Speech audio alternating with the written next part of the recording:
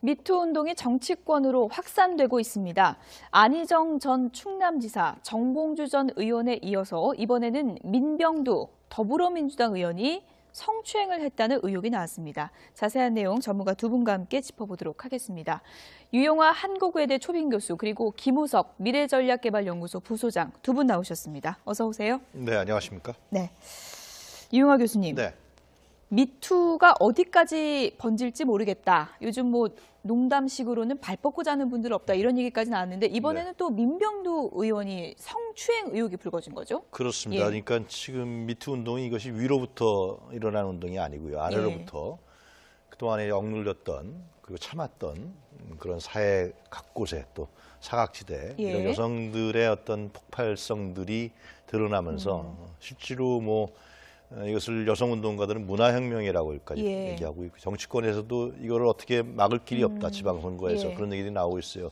그런 부분들이 결국은 이제 공적 영역에 있는 사람들의 어떤 그런 진보, 도덕성, 특히 진보 진영이라고 일컬어지는 곳에서의 이중성, 위선성 이런 부분들이 폭로되고 있는 형국이라서요. 지금 민병두 의원이 결국 이제 사퇴했습니다만은 이것이 더 어떻게 번질지 돌발변수가 어떻게 생길지 상당히 예단하기 어려운 상황으로 가는 것 같습니다. 한 인터넷 매체에서 보도한 내용입니다. 민병두 의원에 대한 성추행 의혹 어떤 내용인지 보도 내용을 먼저 좀 보실까요? 네, 이렇습니다. 제가 뭐 다 읽지는 않겠습니다. 이런 내용으로 이제 여성의 폭로가 있었다라고 한 인터넷 매체가 이제 보도한 거고요. 상당히 좀 구체적인 정황이 담겨 있습니다. 뭐 바지 지퍼가 열려 있었다. 이런 얘기까지 나왔는데 민병두 의원이 그런데 의혹이 불거지자마자 거의 곧바로 의원직 사퇴라는 초강수를 뒀어요. 네. 어떻게 해석을 해야 될까요? 사실 좀 과하다 싶을 정도로 강한 반응을 보였습니다. 그런데 지금 패턴을 보면 전체적으로 미투의 패턴을 보면 어떤 용기 있는 한 여성이 미투를 하는 거죠. 그러면은 당사자, 가해자 입장에서는 그거를 일단은 과거의 관행대로 이걸 좀 부인하고 축소하는 경향으로 가요. 그런데 그러다 보면은 결국 더 큰 증언, 더 많은 증인들이 나와가지고 또 이렇게 한 번 더 치는 거죠. 추가 폭로가 있는 거죠. 그리고 결국은 던지는데 그러고 검찰 수사를 받게 되고 이런 패턴인데 지금 이런 패턴을 잘 보고 있었기 때문에 어떻게 보면 처음부터 강수를 둔다. 그래서 애초에 더 많은 이게 확산이 되는 걸 막기 위해서라도 지금 이 선에서 좀 막아보자라고 하는 그런 의도가 있는 것 같습니다. 어떻게 보면 굉장히 현명한 방법인 것 같아요. 지금 이 쓰나미에서 어떻게 보면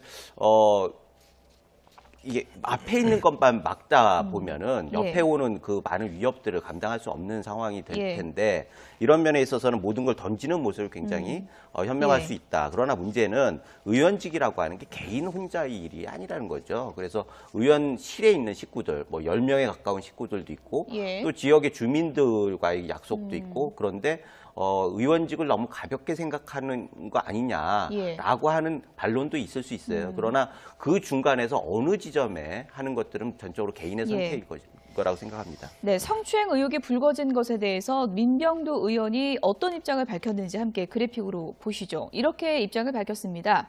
그분이 상처를 받았다면 경우가 어찌됐든 죄송한 마음입니다. 그분이 2차 피해를 당하지 않도록 노력하겠습니다라고 했고요. 하지만 저는 문제될 만한 행동을 하지 않았다고 기억을 한다는 거거든요. 그리고 이런 입장도 밝혔습니다. 정치하면서 인간으로서 제 자신에게 항상 엄격했습니다.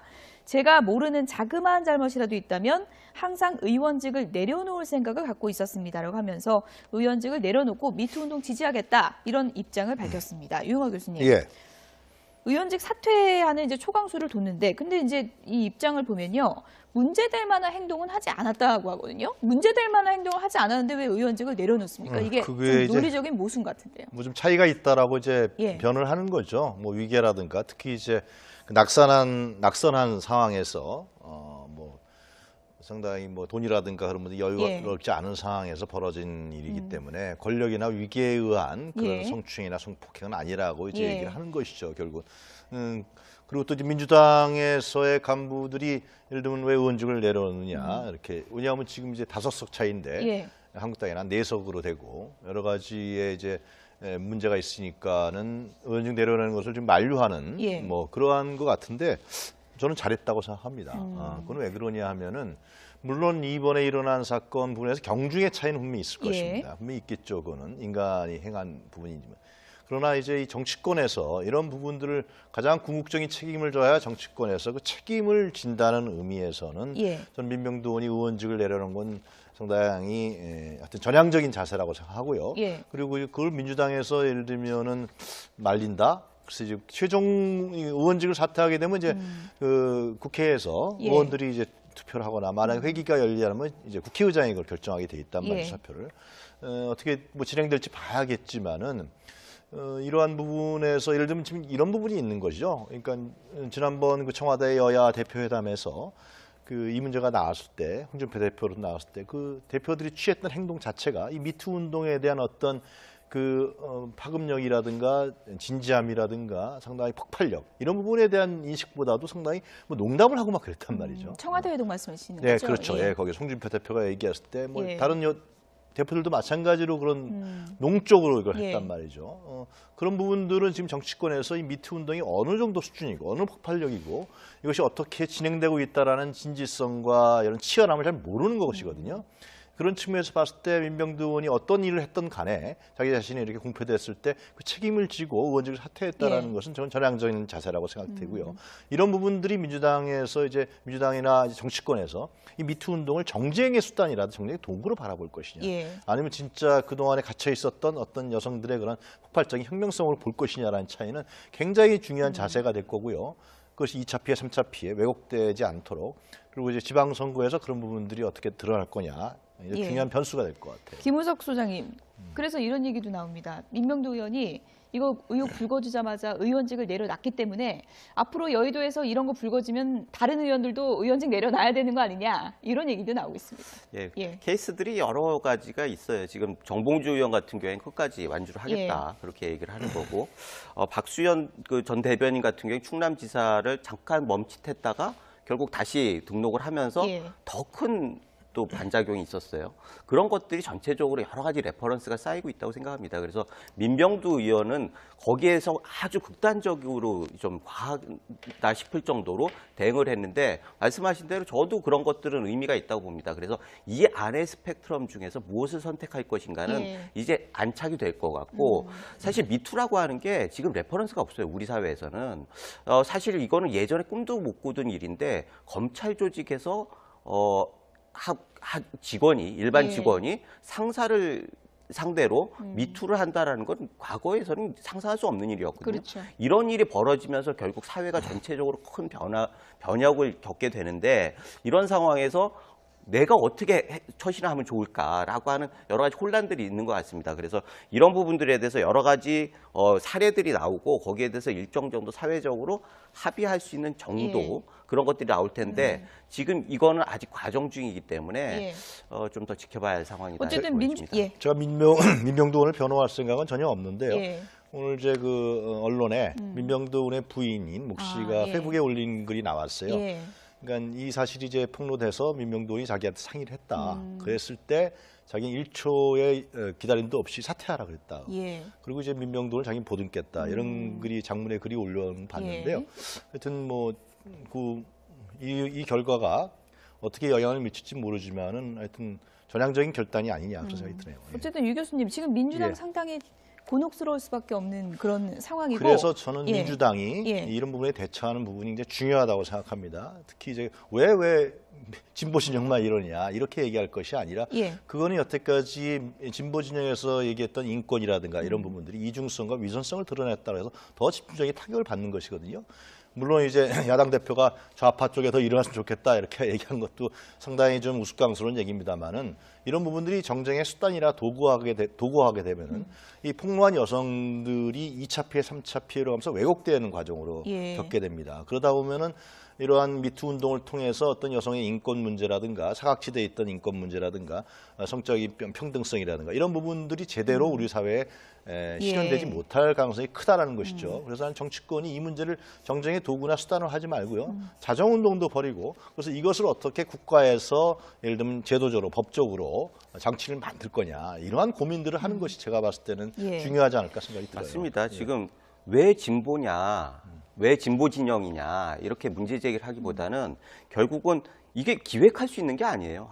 아래로부터 올라오는 운동이기 때문에 예. 이건 누가 기획하고 의도를 가지고 할 수 있는 부분이 아니거든요. 그런데 왜 진보 진영이나 이렇게 하면 진보 진영이 가지고 있는 어떻게 보면 민낯 같은 것들이 드러날 수 있기 때문에 이런 부분들에 대해서는 말씀하신 대로 철저히 자기 반성을 하는 게 우선입니다. 그리고 보수 진영에서는 부패 때문에 망하는 거고 결국 진보 진영은 앞과 다른 그 위선 때문에 여러 가지 위험을 가는 건데 지금까지 과연 그것이 이제 사실은 아니고 그런 말이 있다고 그런 이제, 말이 있는 거죠. 정정을 그래서 해야겠죠. 지금 예. 그게 예. 지금 왜 진보 진영에 저렇게 실망을 하는가라고 하는 부분인데 예. 실제로 나오는 것도 굉장히 많지만 앞으로 어떻게 될지 몰라요. 그런데 예. 결국 나와 있는데 왜 실망을 하느냐면 그분들이 말했던 것과 지금 밝혀지는 것이 너무나 큰 차이가 있기 때문에 예. 이런 부분들에 대해서는 좀 반성이 우선이다 이런 생각이 듭니다. 기획할 수 없고 누군가 의도할 수 없고 아래로부터 일어나는 운동이 이제 미투 운동이다라고 이제 짚어주셨는데 그런데 참 공교롭게도요. 민주당 내부에서 보면 서울시장 도전하신 분들이 이게 연달아서 이러다 보니까 경선 구도도 지금 출렁이고 있는 것 같아요. 그러니까 이 폭로한 여성들에 따르면은 그 서울시장이 되겠다고 이 언론에 나왔기 때문에 내가 예. 폭로했다라는 거 아닙니까? 예. 그러니까 그런 자기한테 했던 부분에 대한 어떤 그런 반도덕성들이 공공성을 대표하는 대표성을 어떻게 가질 수 있냐 그래서 폭로하게 예. 했다는 건데 지금 그렇게 말씀하시면 서울시장에 지금 이제 박원순, 예. 박영선, 우상호 예. 세 명의 후보만 남게 된 것이죠. 그렇죠. 민병두 의원 이번에 의원직 네. 사퇴했고 그리고 전현희 의원도 뭐 그건 예. 다른 이유로 사퇴했었고요. 예. 정봉주 전 의원에 대해서 이제 15일 날 복당 심사가 있는데 예. 하여튼 뭐 서울시장에서는 일단 의견을 들어보겠다 지금 이러고 있습니다. 그러니까 예. 유보적인 태도를 가하고 예. 있어요. 그거는 이제 어떤 변수가 될지 봐야겠습니다만 그렇게 되면은 서울시장 경선이 예를 들면 이제 그러니까 결선 예. 투표로 이루어진다는 얘기가 있었는데 예. 이렇게 막 소수만 남게 되면은 그렇죠. 결선 투표가 아니고 두세 명이 한다. 세 굉장히 명이 좀 한다. 치열할 걸로 예상됐는데 이게 네. 다른 변수로 인해서 상당히 결선 좀 투표가 좁혀지게 됐어요. 되면은 예를 들면 박원순 후보가 유불리에서 좀 불리한 측면이 없지 않냐 이렇게 예. 했는데 상당히 다른 국면으로 전개될 것 같습니다. 그런가 하면 안희정 전 충남지사는 검찰에 자진 출석, 그것도 이제 기습 출석이죠. 해서 긴 시간 조사를 받고 귀가했습니다. 네. 어떻게 보면 이것이 피해자 조사 전에 가서 조사를 받는 선제 공격 카드가 아니냐 이런 분석도 많았는데요. 안희정 전 지사가 꺼내든 선제 공격 카드라고 할까? 이거 어떻게 봐야 됩니까? 사실 거기에 대해서도 말들이 많은 게 예. 사실이죠. 그래서 지금 보면은 더 나올 게 있어가지고 그걸 막기 위해서 먼저 나간 거 아니냐 이런 얘기도 있고 그래요. 그런데 검찰에서 조사할 준비가 안 돼 있는데 예. 당사자, 가해자가 먼저 와가지고 나 조사받겠다. 그것도 피해자가 지금 조사를 받고 있는 와중에 예. 이런 것들은 상식적으로 좀 과하다 이런 생각도 들고 게다가 들어갈 때 사과를 안 하고 나올 때 사과를 했단 말이죠. 그런 걸 보면 들어갈 때 어떻게 보면 좀 경황이 없을 수도 있지만 결의를 가지고 들어갔다가 나올 때 안에서 변호사들한테나 누구한테나 조언을 들었겠죠. 들어갈 때 보통은 다 사과를 한다. 예. 그래서 나오면서 사과를 했는데 어찌됐든 이 상황이 기존의 안 지사를 바라보고 기대를 걸었고 실망을 했건 안 했건 그랬던 사람들한테 또 한 번 좀 이상하다 예. 이런 생각이 들게 하는 거고 실질적으로 지금 다른 혐의들이 굉장히 많이 나오고 있어요. 지금 그 오피스텔 문제만 해도 뇌물수수 김영란법 얘기가 예, 나오죠. 예. 김영란법 물론이고 예. 만약에 그 건설업자가 충청도에서 만약에 무슨 뭐 수주를 하거나 했다라고 예. 하면 이건 어떻게 보면 뇌물로 엮일 수도 있는 일이거든요. 그런 것들이 굉장히 많은 얘기가 있기 때문에 이런 상황에서 좀 신중하게 대응을 해야 하는 거 예. 아닌가 이런 얘기들이 나오는 어쨌든 거죠. 서부지검에서 피해자와 가해자, 그러니까 김지은 씨와 안희정 전 지사가 같이 이제 검찰 조사를 받았는데요. 긴 시간 조사를 받고 나온 후 양측의 입장 함께 들어보시죠. 앞으로 검찰 조사에서 제가 가지고 있었던 객관적인 사실에 대해서는 사실대로 말씀을 올리겠습니다. 모욕감과 배신감을 느꼈을 많은 분들께 정말로 죄송합니다. 저를 지지하고 저를 위해서 열심히 했던 제 참모였습니다. 미안합니다. 그 마음의 상실감 그리고 배신감 여러 가지 다 미안합니다. 이제 사안이 좀 엄정하기 때문에 검찰에서 철저하게 또 공정하게 수사해 줄 거라고 저희가 기대를 하고 있고요. 이제 피해자에 대한 그 악의적인 소문, 그다음에 허위 사실, 그리고 이제 사적인 정보들이 유출이 되고 있는데 이런 부분들은 이제 피해자에 대한 이제 2차 피해들이기 때문에 그걸 또 언론 그다음에 국민들이 좀 그렇게 하지 않도록 좀 지켜봐 주시기를 그걸 좀 당부를 드리겠습니다. 네. 네, 안희정 전 지사 들어갈 때는 피해자에 대한 사과가 없었는데 나올 때는 미안하다 이 말을 남겼습니다. 이용하 교수님. 예. 김지은 씨에 대해서 나를 지지하고 나를 위해 열심히 했던 참모였다. 미안하다. 이렇게 입장을 밝혔지만 또 혐의를 인정하냐는 기자들의 질문에는 또 부인하는 듯한 그런 답변을 했습니다. 그래서 지금 뭐 김을수 소장도 지적하셨습니다만은 예. 안희정 전 지사에 대한 여론이 갈수록 악화되고 있는 상황인 것입니다. 그러니까 충청도민들이 배신감을 느꼈다, 위선이다 이렇게 얘기하는데 대응 자체가 처음에는 뭐 합의에 의한 것이다, 예. 뭐 그렇게 저 언론에 나가고 그 다음에 또 이제 뭐 변호사를 뭐 법적 대응을 준비한다. 그러다가 또 뭐 도청 앞에서 한다 그러다 또 검찰 조사를 기자회견을 취소하고 예. 여러 가지 오락가락 행보들. 지금도 말씀하셨습니다만 들어갈 때는 피해자한 사과 없다가 나올 때 검찰 조사를 받고 나서 예. 사과. 이런 부분들이 원래는 가장 먼저 피해자에 대한 사과가 나왔으면 어땠을까 하는 그러니까 생각이 또 드는데. 정치 중단이라는 얘기를 하고요. 예. 그래서 저는 안희정 전 지사가 아직도 사태의 심각성을 정확하게 인식하지 못하는 거 아니냐. 이제 사실상 안희정 전 지사의 정치 생명은 참 쉽지 않습니다, 정말. 그렇기 때문에 이런 부분에 훌훌 털어버리고 자기 자신이 정말 진심으로 사과를 하고 사태를 냉정하고 현실적으로 바라보면서 받아들이면서 그렇게 해야지만 그나마 좀 국민 여론이 조금이라도 돌지 이런 부분에 자꾸만 그런 전향적인 태도를 보이지 않고 정치에 대한 생각을 아직도 갖고 있는 것인지 예. 없는 것인지 모릅니다만 이런 부분들은 민주당에게 더욱더 피해를 가게 될 것이고요. 계속 꼬리를 무는 그런 연쇄적인 일로 진행되지 않을까 생각합니다. 예, 뭐 일각에서는 변호인단이 대응 전략을 짜는 모습이나 안희정 전 지사가 담담하게 또 계속해서 그 혐의를 부인하는 모습에 대해서 어떻게 보면은 좀 시간이 걸리겠지만 그래도 정치 복귀를 좀 생각하는 게 아니냐라는 시각도 있는 것 같습니다. 어떻게 보십니까? 저는 사실 처음에 잠적했다고 할 때 예. 극단적인 선택을 할까 봐 걱정을 했어요. 예. 그래서 제가 다른 데 나가가지고 빨리 신병을 확보해야 한다. 그런데 나오는 거 보니까 그런 걱정을 할 필요는 없었던 것 같아요. 이게 노무현 전 대통령이 안 지사한테 한 얘기가 있었습니다. 농사를 져라. 예. 정치하지 말고. 그런 것들이 어떤 의미가 있었는지 안희정 지사를 제일 아끼는 사람이 하는 얘기예요. 그런 면을 볼 때 안 지사에 대한 여러 가지 평판들이 있었는데 뭐 거기에 대해서 다시 한번 생각을 하는 계기가 되기도 했고 그래서 다시 재기할 거다라고 하는 기대가 있다면은 예. 그거는 정말 쉽지 않은 거다. 그래서 정치가 아니더라도 보람 있는 삶은 얼마든지 있거든요. 농사를 해도 보람 있게 살 수도 있는 거고 노무현 전 대통령 말씀대로 그렇게 해가지고 다른 방법으로 속죄를 하는 길을 갖고 그 다음에 국민들이 아 그래 이 정도면 됐어. 그럴 때 다시 나오면 모를까. 지금 그거를 전제로 해서 무슨 플랜을 짜고 대응을 하고 이런 것들은 사실 본인의 정치 생명만 계속 악화시킬 뿐이다 이런 생각이 듭니다. 예. 조금 전에 이제 김지은 씨 측에서도 얘기를 예. 했지만 미투 운동 확산되면서 또 한 가지 좀 우려되는 게 이 피해자들에 대한 2차 피해거든요. 김지은 씨 관련해서도 지금 SNS에 여러 가지 뭐 루머 글도 좀 돌고 있고요. 그렇습니다. 예. 하여튼 뭐 언론에서 얘기하기 어려울 정도의 예. 그런 얘기들이 실제로 뭐 찌라찌도 돌았다. 정치권에서 그것이 카톡으로 돌았다. 이런 일들이 계속 들리고 있어요. 그런 거 보면은 지금 말씀하신 대로 2차 피해가 가장 이제 무서운 거죠. 여성들이 여태까지 보면은 그 폭로하지 못하고 계속 억눌려 왔던 거는 2차 피해 때문에 그런 거 아니겠습니까? 그러면서 매장당할 수도 있다. 김지은 씨도 사실상 그런 매장당할 수 있다라는 위협을 느꼈기 때문에 유력 언론, 유력 방송에 나가서 얘기를 한 거 아니겠습니까? 국민들이 보호해달라고. 그래서 이 문제를 이제 정치권이 말이죠. 이런 2차 피해나 3차 피해, 정부라든가 예. 이런 부분들을 막기 위한 단기적인 대책들이 지금 굉장히 절실하게 필요하다고 여겨집니다. 그래야만 이 미투 운동이 가지고 있는 어떤 사회의 건강성이라든가 발전성 이런 부분들이 보장이 되지 자칫하면 왜곡될 가능성이 크거든요.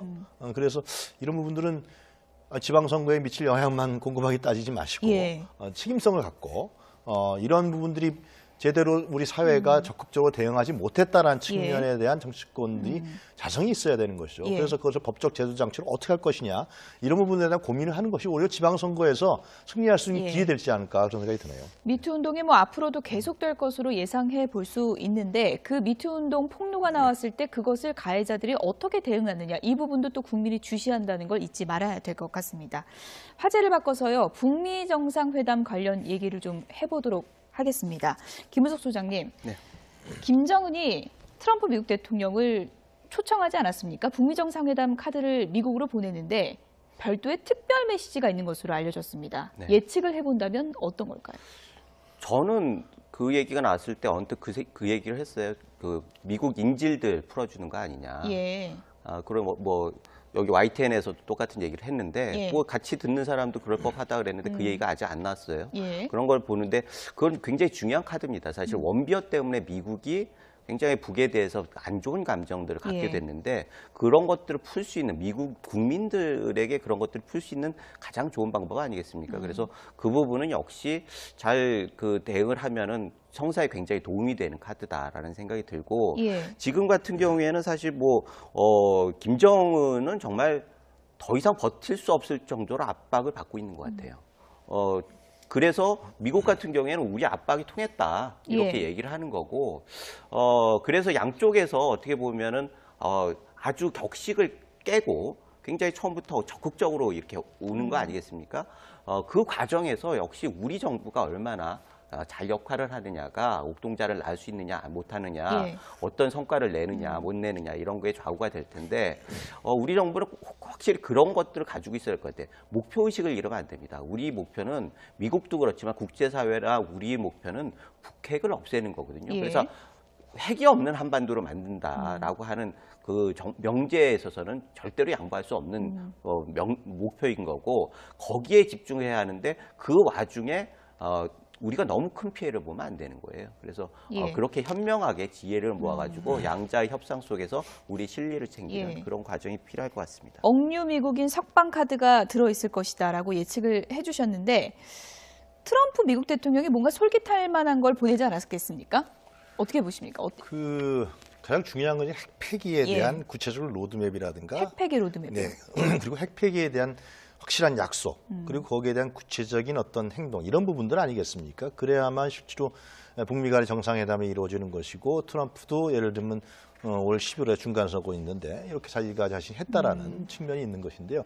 지금의 진행되는 과정을 봤을 때는 상당히 속도가 붙을 것 같고요. 예. 물론 이 진행되는 과정은 우리 대한민국의 문재인 대통령 또 김정은 그리고 트럼프 이런 정상급에서 치고 지도자들 간에 진행되는 과정이에요. 그렇기 때문에 여러 가지 국민적 여론이라 분위기에서 만들어지는 건 아니지만 굉장히 급격하게 진행될 가능성이 크다. 그래서 저는 하여튼 북미 간의 정상회담이 이루어질 가능성이 상당히 있고요. 거기에 따라서 이제 실무적으로 어떤 부분들이 진행되고 중간 단계는 어느 것이 과정은 어떤 것이냐 이런 부분에 대한 협상이 아주 지난하게 이루어지겠죠. 그리고 이제 과연 이제 김정은이 내놓은 카드는 결국은 이 협상을 할 때 체제 보장 아니겠습니까? 그 체제 보장을 좀 더 유리한 국면으로 가져가기 위한 여러 가지의 협상 전략이 있을 텐데 마찬가지로 또 미국도 체제 보장이라든가 평화협정 체계에 있어서의 또 미국의 이익, 또 국제사회의 이익 이런 부분 관점에서 접근하기 때문에 예. 그런 부분에 대한 밀고 땡기기가 계속해서 진행될 거라고 보여집니다. 북미 정상회담 통 크게 받은 트럼프 미국 대통령. 하지만 전제 조건은 또 확실히 한 게요. 백악관 대변인 얘기 보면은 북한에 의한 구체적인 조치와 구체적인 행동을 보지 않고는 정상회담을 하지 않겠다라고 했습니다. 그러니까 비핵화 의지를 구체적으로 무언가 좀 보여달라 이런 주문 아니겠습니까? 지금 본격적으로 삿바 싸움에 들어간 것 같아요. 예. 그 회담은 양쪽에서 오케이를 했고 그럼 회담까지 가는 과정에서 여러 가지 중간 허들들이 있을 텐데 그때마다 서로 삿바 싸움을 할 것 같고 결국 그거의 가장 큰 최종적인 목적은 북핵 문제이기 때문에 그 부분에 대해서는 원칙을 정하는 의미에서 얘기가 된다 이렇게 보여지고요. 결국은 지금은 어찌 됐든 미국에서는 압박이 먹힌 거 아니겠습니까? 그래서 지금은 계속 압박수를 둘 수밖에 없어요. 그리고 이걸 완전히 풀어주는 건 미국은 나쁜 형사의 역할이라면 우리는 좋은 형사의 역할입니다. 그래서 이게 팀워크가 잘 이루어지면은 지금같이 좋은 결과가 나오는 거고 만약에 내부에서 팀워크가 깨지고 한미의 동맹이 더 와해되고 이렇게 되면은 각자의 길을 갈 수밖에 없고 그러면 한국이 패싱당하고 전쟁 위협으로 가는 그런 수순으로 갈 수밖에 없는데 지금 같은 경우에는 그런 역할 분담이 굉장히 잘 돼가고 있어서 이런 분위기를 계속해서 4월 말에 남북 회담 거기에서 일정 정도 진전이 있고 5월 달에 북미 회담 이렇게 해가지고 성과가 있다고 하면 트럼프하고 문재인 대통령 두 분이 공동 노벨 평화상 받을 수도 있다고 생각합니다. 예, 노벨 평화상 얘기까지 해주셨는데 4월 판문점에서 남북 정상회담 열리면 5월 북미 정상회담은 어디서 열리면 좀 상징성이 좀 클까요? 아무래도 지금 제가 좀 전에 말씀드릴 것이 최고 지도자들끼리의 이제 진행이기 때문에 상당히 파격적인 부분들이 얘기될 겁니다. 그래서 뭐 지금 판문점 얘기도 나오고 뭐 제주도 얘기도 나오고 그러는데 하여튼 이런 부분들이 지금 뭐 내부에서 공론화되지 않은 상황에서 진행되기 때문에 상당히 그런 부분들 전향적인 입장 여론을 끌어내기 위한 그런 파격적인 제스처라든가 행동, 언행 이런 부분들이 나오지 않을까 생각되는데요. 하여튼 지금까지는 상당히 기대를 해볼 만한 그래서 한반도에서 정말 전쟁이 억지되고요. 70년 만에 그래서 평화가 보장되는 그러한 기대를 갖게 하는 우리 민족에게 실제로 미군과 소련군이 연주하면서 38선이 갈리고 해방 이후에 이런 불행한 역사를 우리가 계속해서 가져왔는데 이런 부분이 타개되면서 좀 더 한반도가 평화와 어떤 경제적 번영을 갈 수 있는 그러한 이제 장기적인 전망도 갖게 하는 그런 로드맵이 제시됐으면 좋겠습니다. 예, 여기까지 듣겠습니다. 유용화 한국외대 초빙 교수, 김우석 미래전략개발연구소 부소장 두 분이었습니다. 고맙습니다. 사회적으로 합의할 수 있는 정도 그런 것들이 나올 텐데 지금 이거는 아직 과정 중이기 때문에 좀 더 지켜봐야 할 상황이다. 어쨌든 제가 민병도 의원을 변호할 생각은 전혀 없는데요. 오늘 이제 언론에 민병도 의원의 부인인 목 씨가 페북에 올린 글이 나왔어요. 그러니까 이 사실이 이제 폭로돼서 민병도 의원이 자기한테 상의를 했다. 그랬을 때 자기는 1초의 기다림도 없이 사퇴하라 그랬다. 그리고 이제 민병도 의원을 자기는 보듬겠다. 이런 글이 장문의 글이 올려봤는데요. 하여튼 뭐 이 결과가 어떻게 영향을 미칠지 모르지만은 하여튼 전향적인 결단이 아니냐 그런 생각이 드네요. 어쨌든 유 교수님 지금 민주당 상당히 곤혹스러울 수밖에 없는 그런 상황이고. 그래서 저는 민주당이 이런 부분에 대처하는 부분이 이제 중요하다고 생각합니다. 특히 이제 왜 진보 진영만 이러냐 이렇게 얘기할 것이 아니라 그거는 여태까지 진보 진영에서 얘기했던 인권이라든가 이런 부분들이 이중성과 위선성을 드러냈다고 해서 더 집중적인 타격을 받는 것이거든요. 물론 이제 야당 대표가 좌파 쪽에 더 일어났으면 좋겠다 이렇게 얘기한 것도 상당히 좀 우스꽝스러운 얘기입니다만은 이런 부분들이 정쟁의 수단이라 도구하게 되면은 이 폭로한 여성들이 2차 피해, 3차 피해로 가면서 왜곡되는 과정으로 겪게 됩니다. 그러다 보면은 이러한 미투 운동을 통해서 어떤 여성의 인권 문제라든가 사각지대에 있던 인권 문제라든가 성적인 평등성이라든가 이런 부분들이 제대로 우리 사회에 실현되지 못할 가능성이 크다라는 것이죠. 그래서 정치권이 이 문제를 정쟁의 도구나 수단으로 하지 말고요. 자정운동도 벌이고 그래서 이것을 어떻게 국가에서 예를 들면 제도적으로 법적으로 장치를 만들 거냐 이러한 고민들을 하는 것이 제가 봤을 때는 중요하지 않을까 생각이 들어요. 맞습니다. 지금 왜 진보냐, 왜 진보 진영이냐 이렇게 문제 제기를 하기보다는 결국은 이게 기획할 수 있는 게 아니에요. 아래로부터 올라오는 운동이기 때문에 이건 누가 기획하고 의도를 가지고 할 수 있는 부분이 아니거든요. 그런데 왜 진보 진영이나 이렇게 하면 진보 진영이 가도록 강한 반응을 보였습니다. 그런데 지금 패턴을 보면 전체적으로 이 미투의 패턴을 보면 어떤 용기 있는 한 여성이 미투를 하는 거죠. 그러면은 당사자, 가해자 입장에서는 그거를 일단은 과거의 관행대로 이걸 좀 부인하고 축소하는 경향으로 가요. 그런데 그러다 보면은 결국 더 큰 증언, 더 많은 증인들이 나와가지고 또 이렇게 한 번 더 치는 거죠. 추가 폭로가 있는 거죠. 그리고 결국은 던지는데 그러고 검찰 수사를 받게 되고 이런 패턴인데 지금 이런 패턴을 잘 보고 있었기 때문에 어떻게 보면 처음부터 강수를 둔다. 그래서 애초에 더 많은 이게 확산이 되는 걸 막기 위해서라도 지금 이 선에서 좀 막아보자라고 하는 그런 의도가 있는 것 같습니다. 어떻게 보면 굉장히 현명한 방법인 것 같아요. 지금 이 쓰나미에서 어떻게 보면 이게 앞에 있는 것만 막다 보면은 옆에 예. 오는 그 많은 위협들을 감당할 수 없는 상황이 될 예. 텐데 이런 면에 있어서는 모든 걸 던지는 모습을 굉장히 현명할 예. 수 있다. 그러나 문제는 의원직이라고 하는 게 개인 혼자의 일이 아니라는 거죠. 그래서 의원실에 있는 식구들, 뭐 10명에 가까운 식구들도 있고 예. 또 지역의 주민들과의 약속도 있고 그런데 의원직을 너무 가볍게 생각하는 거 아니냐라고 하는 반론도 있을 수 있어요. 그러나 그 중간에서 어느 지점에 하는 것들은 전적으로 개인의 선택일 거라고 생각합니다. 네, 성추행 의혹이 불거진 것에 대해서 민병두 의원이 어떤 입장을 밝혔는지 함께 그래픽으로 보시죠. 이렇게 입장을 밝혔습니다. 그분이 상처를 받았다면 경우가 어찌됐든 죄송한 마음입니다. 그분이 2차 피해를 당하지 않도록 노력하겠습니다라고 했고요. 하지만 저는 문제될 만한 행동을 하지 않았다고 기억을 한다는 거거든요. 그리고 이런 입장도 밝혔습니다. 정치하면서 인간으로서 제 자신에게 항상 엄격했습니다. 제가 모르는 자그마한 잘못이라도 있다면 항상 의원직을 내려놓을 생각을 갖고 있었습니다. 미투 운동이 정치권으로 확산되고 있습니다. 안희정 전 충남지사, 정봉주 전 의원에 이어서 이번에는 민병두 더불어민주당 의원이 성추행을 했다는 의혹이 나왔습니다. 자세한 내용 전문가 두 분과 함께 짚어보도록 하겠습니다. 유용화 한국외대 초빙 교수 그리고 김우석 미래전략개발연구소 부소장 두 분 나오셨습니다. 어서 오세요. 네, 안녕하십니까? 네, 유용화 교수님. 네.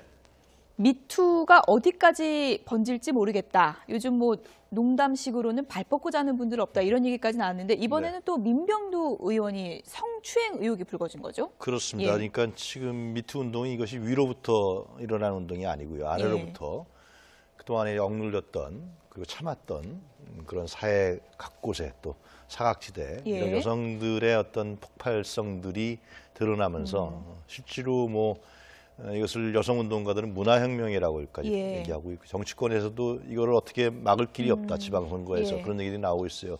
그런 부분들이 결국은 이제 공적 영역에 있는 사람들의 어떤 그런 진보 도덕성, 특히 진보 진영이라고 일컬어지는 곳에서의 이중성, 위선성 이런 부분들이 폭로되고 있는 형국이라서요.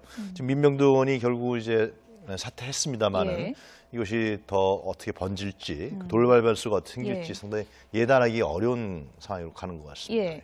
한 인터넷 매체에서 보도한 내용입니다. 민병두 의원에 대한 성추행 의혹 어떤 내용인지 보도 내용을 먼저 좀 보실까요? 네, 이렇습니다. 제가 뭐 다 읽지는 않겠습니다. 이런 내용으로 이제 여성의 폭로가 있었다라고 한 인터넷 매체가 이제 보도한 거고요. 상당히 좀 구체적인 정황이 담겨 있습니다. 뭐 바지 지퍼가 열려 있었다.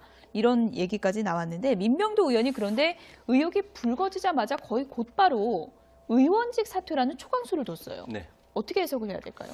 사실 좀 과하다 싶을 정도. 그런 부분들은 지금 정치권에서 이 미투 운동이 어느 정도 수준이고 어느 폭발력이고 이것이 어떻게 진행되고 있다라는 진지성과 이런 치열함을 잘 모르는 것이거든요. 그런 측면에서 봤을 때 민병두 의원이 어떤 일을 했던 간에 자기 자신이 이렇게 공표됐을 때 그 책임을 지고 의원직을 사퇴했다라는 것은 저는 전향적인 자세라고 생각되고요. 이런 부분들이 민주당에서 이제 민주당이나 이제 정치권에서 이 미투 운동을 정쟁의 수단이라도 정쟁의 도구로 바라볼 것이냐, 아니면 진짜 그 동안에 갇혀 있었던 어떤 여성들의 그런 폭발적인 혁명성으로 볼 것이냐라는 차이는 굉장히 중요한 자세가 될 거고요.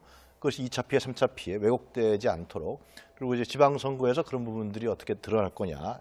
중요한 변수가 될 것 같아요. 김우석 소장님, 그래서 이런 얘기도 나옵니다. 민병두 의원이 이거 의혹 불거지자마자 의원직을 내려놨기 때문에 앞으로 여의도에서 이런 거 불거지면 다른 의원들도 의원직 내려놔야 되는 거 아니냐 이런 얘기도 나오고 있습니다. 케이스들이 여러 가지가 있어요. 지금 정봉주 의원 같은 경우에는 끝까지 완주를 하겠다 그렇게 얘기를 하는 거고 박수현 그 전 대변인 같은 경우에 충남지사를 잠깐 멈칫했다가 결국 다시 등록을 하면서 더 큰 또 반작용이 있었어요.